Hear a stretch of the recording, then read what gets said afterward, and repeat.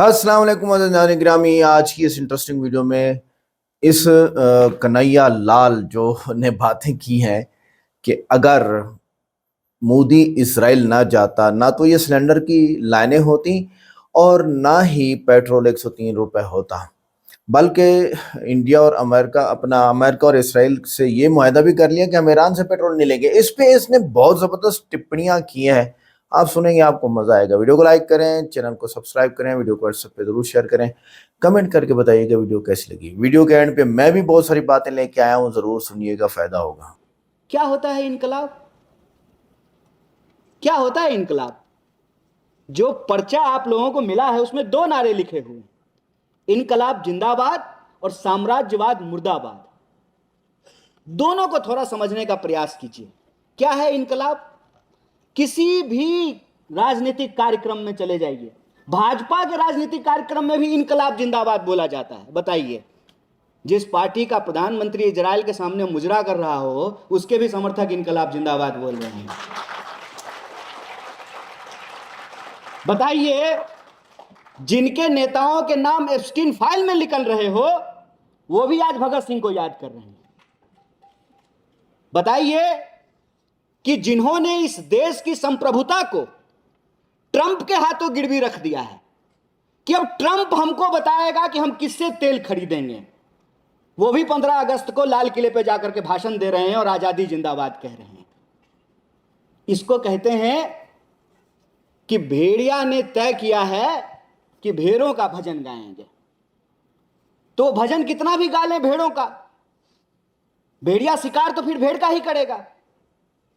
तो भगत सिंह को जो लोग नहीं समझते हैं, जिनको भगत सिंह के बारे में कुछ भी मालूम नहीं है, सुखदेव और राजगुरु से जिनका कोई लेना देना नहीं है, जिन्होंने इस देश में भगत सिंह, सुखदेव और राजगुरु के सपने को चकनाचूर किया है, वो भी भगत सिंह का फोटो आज लगा करके सोशल मीडिया पर श्रद्धांजलि दे रहे हैं। जिनको आजाद आवाज पसंद नहीं है, जिनको आजादी का नाम सुन करके, आजादी का शब्द सुन करके जिनके कान से खून निकलता है, आजादी का नारा सुन करके जिनका खून खौलता है, जो इस देश के ऊपर गुलामी थोपना चाहते हैं, वो भी भगत सिंह को याद कर रहे हैं। क्या होता है इनकलाब का मतलब? हर राजनीतिक रैली में इनकलाब जिंदाबाद बोला जाएगा। उस नेता को ही पकड़ करके पूछ लीजिए कि इनकलाब का मतलब क्या होता है। इनकलाब सिर्फ शब्द है या इनकलाब जो है अपने आप में एक महसूस करने वाली चीज है? इनकलाब का मतलब होता है सच को सच और झूठ को झूठ कहना, सही को सही और गलत को गलत कहना, सामने वाला कितना भी ताकतवर क्यों ना हो उसके चरणों में जाकर के चापलूसी नहीं करना, न्याय के लिए उठ खड़ा होना, अपनी मुट्ठी तान देना, इसको इनकलाब कहते हैं। इनकलाब का मतलब होता है समाज की व्यवस्था में, अर्थव्यवस्था में, संस्कृति में, सभ्यता में, समाज में जो ऊंच नीच छुआछूत है उसको बदल करके बराबरी के राज को कायम करना, एक आमूल चूल परिवर्तन करना, इसका मतलब होता है इनकलाब। जो हमारे ऊपर ऊंच नीच थोप रहे हैं, जो हमारे ऊपर छुआछूत थोप रहे हैं, जो समाज में अमीरी गरीबी को जायज ठहरा रहे हैं, जिनको लगता है कि आम जनता के लिए लाइन होना चाहिए और बाकी वीआईपी के लिए अलग से गेट होना चाहिए, जिनको लगता है कि जिनके पास चार्टर है उनको सांस लेने का अधिकार है और जो झुग्गियों में रहते हैं उनको जीने का अधिकार नहीं है, वो भी इनकलाब जिंदाबाद बोलते हैं राजनीतिक रैलियों में। और क्या होता है साम्राज्यवाद का मतलब? आज हम अगर भगत सिंह, सुखदेव, राजगुरु को याद कर रहे हैं, मान लीजिए थोड़ी देर के लिए कि आप सब लोग जो सामने बैठे हुए हैं, आप भगत सिंह, सुखदेव और राजगुरु को मानने वाले लोग हैं। मानने वाले लोग हैं कि नहीं हैं? है ना? पक्का? गोडसे के मानने वाला तो नहीं है ना कोई? तो आज जो है भगत सिंह, सुखदेव और राजगुरु होते तो क्या कर रहे होते? बताइए। साम्राज्यवाद मुर्दाबाद कहते थे ना भगत सिंह। क्या है साम्राज्यवाद? साम्राज्यवाद यह है कि अमेरिका बिना किसी से पूछे, इजराइल बिना किसी से पूछे एक देश पे जो है मनमाना तरीके से हमला करता है, ईरान के ऊपर अटैक करता है। बोलिए साम्राज्यवाद है कि नहीं है? और आज अगर भगत सिंह, सुखदेव, राजगुरु होते तो युद्ध का विरोध कर रहे होते कि नहीं होते? आज अगर भगत सिंह सुखदेव राजगुरु होते तो जो ये दुनिया में युद्ध चल रहा है, जिस तरीके से यूक्रेन और रशिया का वार हुआ है, जिस तरीके से आज ईरान, इजराइल और अमेरिका का वार हो रहा है, आज भगत सिंह सुखदेव राजगुरु होते तो दिल्ली की सड़कों पे निकल करके यह नारा बुलंद कर रहे होते कि हमको युद्ध नहीं, रोटी चाहिए, हमको रोजी और रोजगार चाहिए, हमको बम नहीं शिक्षा चाहिए, हमको किताब और कलम चाहिए। ये बात आज सुखदेव और राजगुरु कर रहे होते। आज हमको इस परिस्थिति में जब हम भगत सिंह, सुखदेव और राजगुरु को याद कर रहे हैं तो आज की राजनीति को हमको समझना पड़ेगा। क्यों यूथ कांग्रेस के साथियों ने टी शर्ट पहन करके, भगत सिंह का टी शर्ट लगा करके वो मोदानी और ट्रंप के ट्रेड डील का विरोध कर रहे थे? वो इसलिए विरोध कर रहे थे क्योंकि ये साम्राज्यवादी चाल है। ये साम्राज्यवादी चाल है कि विदेशी पूंजी भारत आएगी और विदेशी पूंजी भारत आकर के यहां की खेती और किसानी को तबाह कर देगी। आप सब जानते हैं कि इस देश में किसान का बच्चा किसान नहीं बनना चाहता है। इस देश में कलेक्टर का बच्चा कलेक्टर बनना चाहता है, डॉक्टर का बच्चा डॉक्टर बनना चाहता है, लीडर का बच्चा लीडर बनना चाहता है, लेकिन फार्मर का बच्चा फार्मर नहीं बनना चाहता है। क्यों नहीं बनना चाहता है? क्योंकि खेती किसानी को तबाह कर दिया गया है। कूल नहीं है ना फार्मर होना, उसमें पावर नहीं है ना, उसमें आप मेहनत करते हैं ना, आप किसी की मेहनत चुराते नहीं है ना। इसीलिए आज चोरों का बोलबाला है ना, जो दूसरे का मेहनत चुरा लेते हैं, ऐसे चोर आज हमारे माथे पे बैठे हुए हैं ना। किसान किसी की मेहनत नहीं चुराता है, अपने खेत को खोदता है, फसल उगाता है और पूरे देश का पेट भरता है, लेकिन फार्मर का बच्चा आज फार्मर नहीं बनना चाहता है। यह जो खेती किसानी है उसको तबाह करने के लिए एक कानून बनाया गया है, या जो जिसको आप मोदानी ट्रंप ट्रेड डील कह रहे हैं, उसका विरोध यूथ कांग्रेस कर रही थी।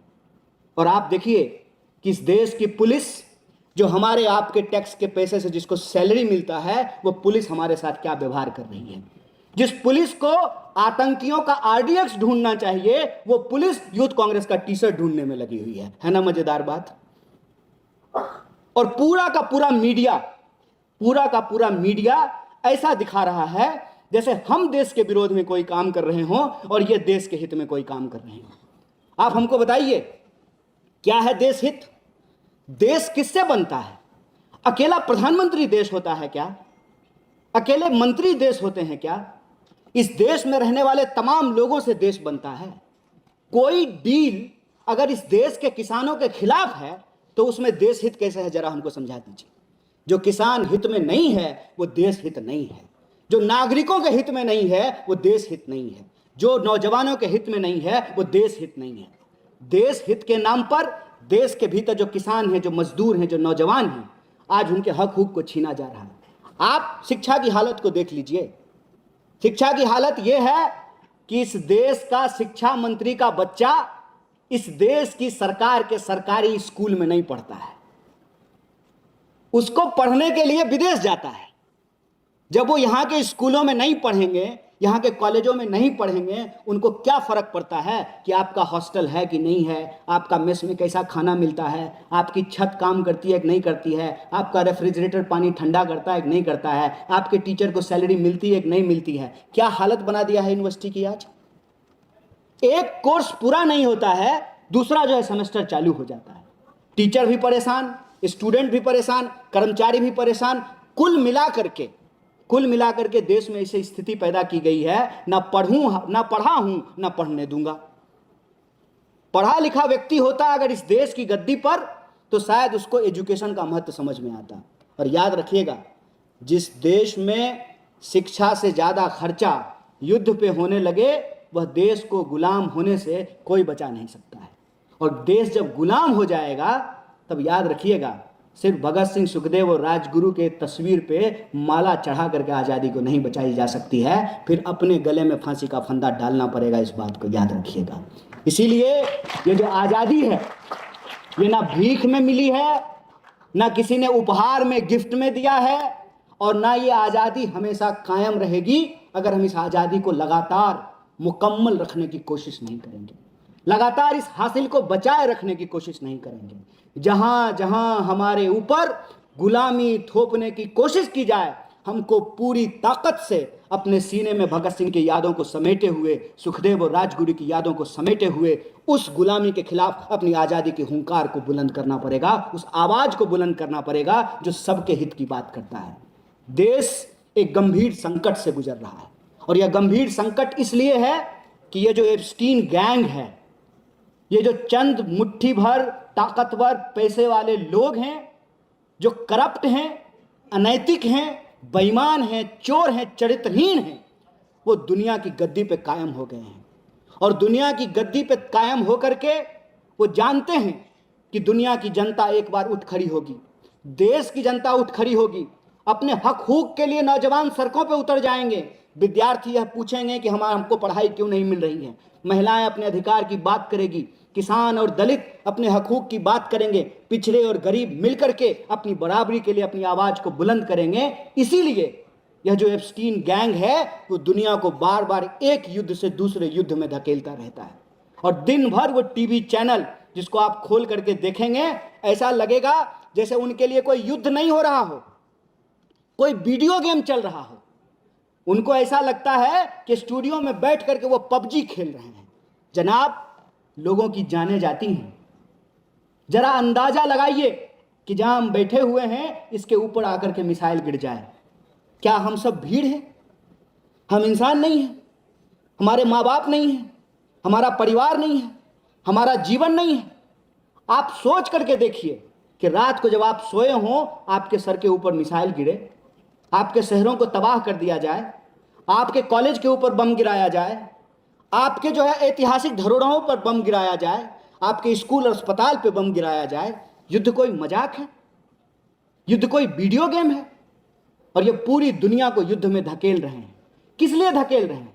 इसलिए धकेल रहे हैं कि एप्स्टीन फाइल की सच्चाई आज सामने आ रही है और ये एक दूसरे को ब्लैकमेल करते हैं।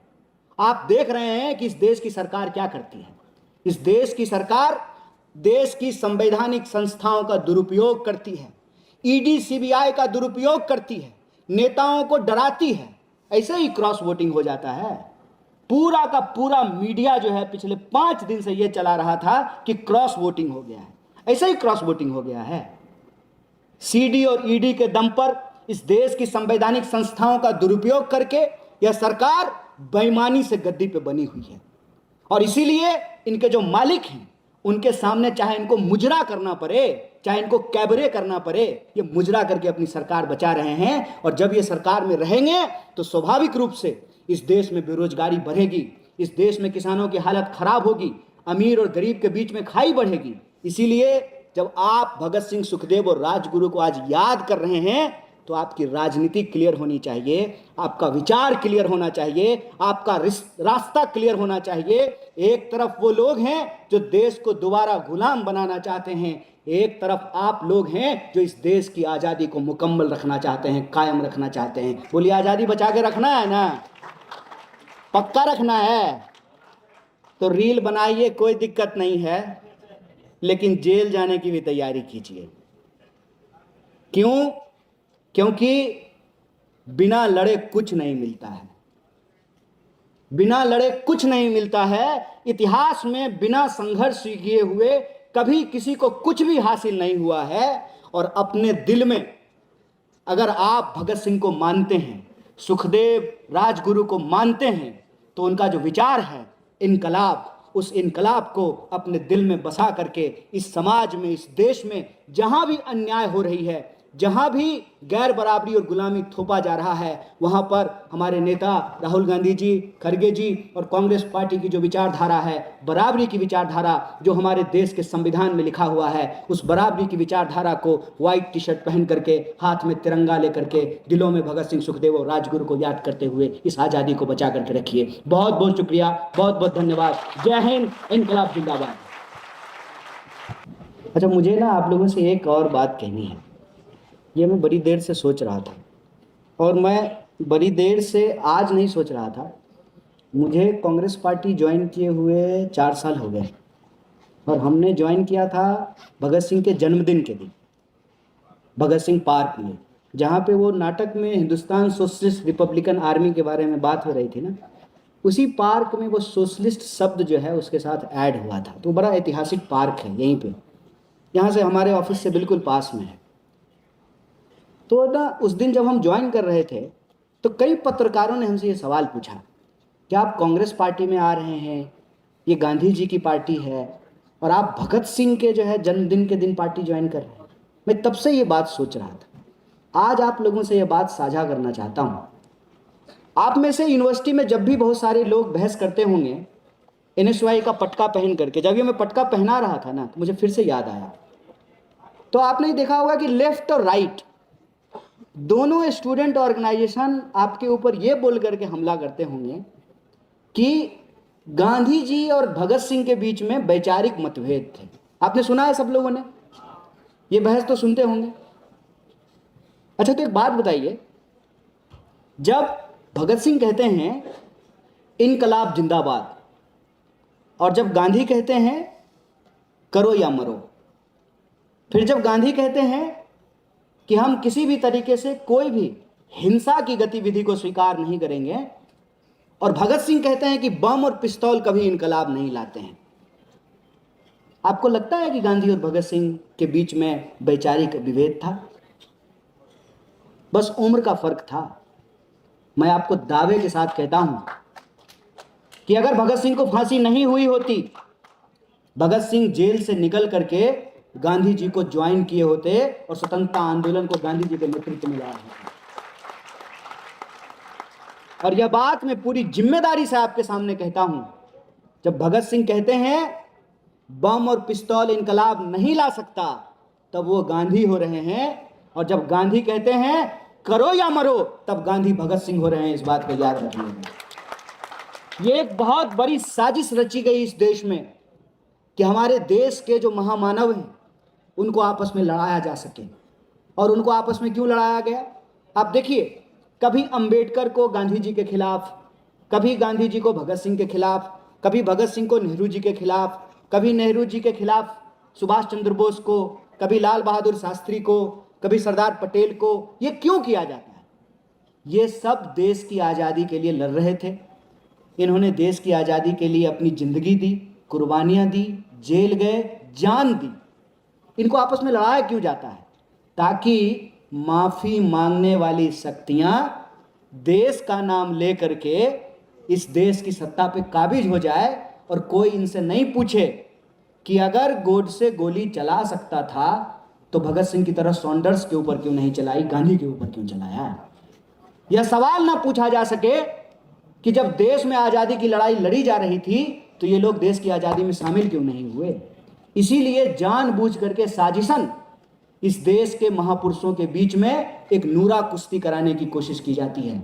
हमको इससे बचना है और इस बात को समझना है कि यह देश अगर कायम रहेगा तो गांधी की एकता, भगत सिंह की वीरता और अंबेडकर की समानता से कायम रहेगा। बहुत बहुत शुक्रिया, बहुत बहुत धन्यवाद। तो नाज़रीन गिरामी, मैं अभी जैसे ये कन्हैया लाल ने हिस्ट्री को ही देखा और हिस्ट्री पे ही सारी बात की है, और हिस्ट्री कोई भाई प्रेजेंट और फ्यूचर को कुछ सोचो नहीं, एक ये गलती है। दूसरी गलती है इसने यहाँ पर बिलीव की कि आप भगत सिंह पे बिलीव करते जाएं और अपना जो है काम करते जाएं। भाई शिर्क क्यों फैलाते हो? एक गॉड है, ईसाई, यहूदी, मुसलमान, पारसी भी मेरे ख्याल मानते हैं, और आप लोग हिंदू सब एक गॉड को मानते हो, उसकी बात करो। क्यों आप भगत सिंह की बात? भगत सिंह तो अगर खुदा होता नौज़बिल्ला तो वो मरता। एक बात, अच्छा, हम हज़रत मोहम्मद सल्लल्लाहु अलैहि वसल्लम को पैगंबर मानते हैं और तमाम इंसानियत के सरदार मानते हैं, लेकिन हम उसको गॉड नहीं मानते।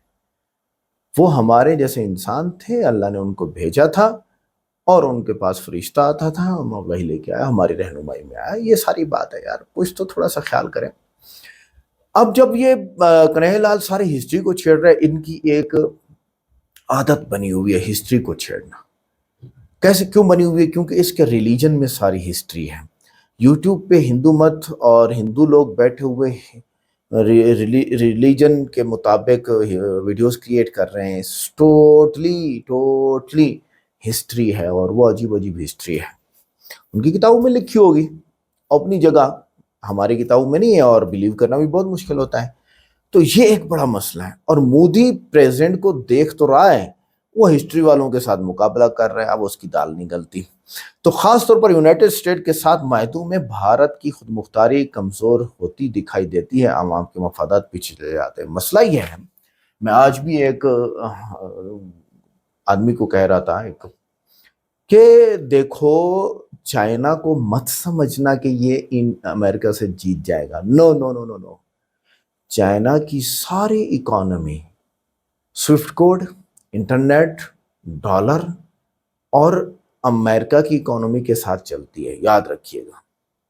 ना तो चाइना कभी लड़ेगा अमेरिका से, और ना ही चाइना कभी चाहेगा कि अमेरिका खत्म हो। उसको तेल मिल रहा है रूस से और ईरान से सस्ता, वो उसकी मजबूरी है, और वो डंडा देता है अमेरिका को इस हिसाब से, ठीक है। तो ये ना समझिएगा। तो चाइना हिंदू मत है। अब मोदी को चाहिए था कि वो रूस ईरान के साथ मिलता और सस्ता पेट्रोल लेता, और 103 रुपए पेट्रोल ना मिलता, और सिलेंडर इतने महंगे ना होते। इसके बरक्स दूसरे ममालिक तो बेगैरत ठहरे ना, खासकर पाकिस्तान। अच्छा, दूसरी बात यह है कि इसराइल के साथ दिफाई मुआहदा बढ़ाए गए, जिससे भारत जंगी मईशत की तरफ जा रहा है, जबकि अवाम अब मोदी की मजबूरी, मोदी ऑपरेशन सिंदूर हार चुका था, उसकी मजबूरी थी अपने आप को हीरो दिखाने के लिए इसराइल का साथ देने का, और इसराइल दुश्मन है पाकिस्तान का। अब खुफिया तरीके से किसी को पता ही नहीं चलेगा, इसराइलियन आके बैठ जाएंगे इंडिया के अंदर उसके मुहाफिज बन के, और चो देंगे, सॉरी, जो है वो रोटियां चूपेंगे, और जो है वो इंडियंस का पैसा टैक्स की मद में ले जाएंगे, लेकिन वो अपना दुश्मन मरवा जाएंगे इंडिया के जरिए से, और इंडिया का पैसा खप जाएगा, इंडिया को पता ही नहीं चलेगा, और इसराइल मुफ्त में जाएगा। इसी तरह आगे आते हैं हम इसराइल के साथ, अमेरिका के साथ स्ट्रेटेजिक इत्तेहाद में भारत को चीन के खिलाफ इस्तेमाल किया जा रहा है। ये गलत है, लेकिन नुकसान भारतीय अवाम को होगा, ये सच है। लेकिन जंग हमेशा गरीब को मुतासर करती है, ये बात सच है। इस वक्त की तो जंग पूरी दुनिया को मुतासर कर चुकी है, और ख़ासकर सियासतदानों को मौका मिल गया अपनी अवाम का गला दबाने का। जैसा कि इस वक्त आज ही सुबह में पेट्रोल 300 रुपये से लेके 460, 530 तक डीजल चला गया है पाकिस्तान के अंदर। तो अवाम का गला दबाने का मौका मिल गया है, और अवाम को छुड़ाएंगे आके हज़रत ईसा अलैहिस्सलाम। दज्जाल आएगा, मेहदी अलैहिस्सलाम तशरीफ लाएंगे, वो छुड़ाएंगे। हमारा गला पहले छूटता हुआ नजर नहीं आ रहा, क्योंकि हमारे जो बुजुर्ग हैं, उलमा हैं, मुफ्तियान इकराम हैं, मुहद्दिसीन इकराम हैं, सारे दुनिया के तमाम मसालिक के, वो बड़ी दुआएं कर चुके हैं, और हुकूमतें इन प्रोपेगंडों के खिलाफ काफ़ी काफ़ी काफ़ी कुछ कर चुकी हैं, कुछ नहीं हुआ। अब तो सोशल मीडिया के ऊपर सारा ज़ाहिर हो रहा है, कुछ नहीं हुआ। 100 साल 200 साल पॉलिसियाँ अमेरिका की, आज उसको कोई हिला नहीं सकता। लिहाजा अब सिर्फ और सिर्फ ये सियासतदान और स्टैब्लिशमेंट का ख़त्म होना ज़रूरी है पूरी दुनिया से, तब जाके पूरी दुनिया की जो आवाम है उसकी जान छूटेगी। वीडियो कैसी लगी, वीडियो को लाइक करें, चैनल को सब्सक्राइब करें, वीडियो को व्हाट्सएप पे ज़रूर शेयर करें, कमेंट करके बताइएगा वीडियो कैसी लगी। मिलते हैं नेक्स्ट वीडियो में। अस्सलाम वालेकुम।